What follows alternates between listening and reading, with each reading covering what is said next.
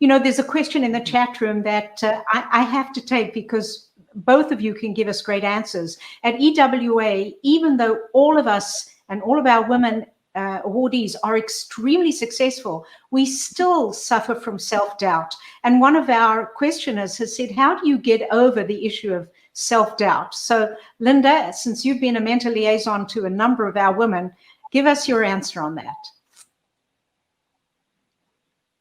Well, fake it till you make it, for one thing. But the self-doubt, you're always going to question yourself.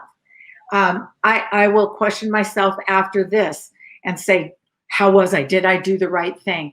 One of the things that I try to help my mentees with, and Janelle knows this very well, and Lorraine, you've heard me say it a million times, it is so important as a leader to be able to move to the eye of the storm, because that's where you find calm.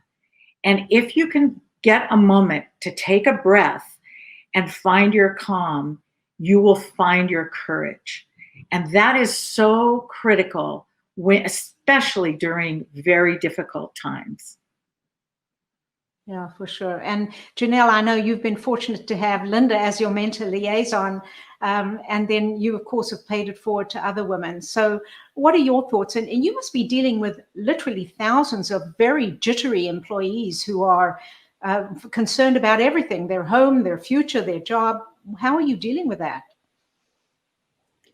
You know, what Linda said about moving to the eye of the storm is advice I have taken very seriously. So thank you for that, because it certainly helps as you're going through any type of crisis. But I think something that I talk to my teams quite a bit about, and something that's worked well for me, is when you do have self-doubt, is you just have to be real about it. You're not always going to have all the answers, and that is okay.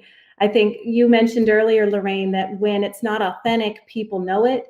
And it's okay to let people know that you don't have the answer to something, and to continue to seek and learn and figure out ways to make yourself better. So I think that's important for everybody. Nobody functions without self-doubt, and you have to be willing to talk about it and push past that and learn. And I think the more that we can make that okay, the easier it is for people to ask us for help, and it makes it easier for us to ask for help.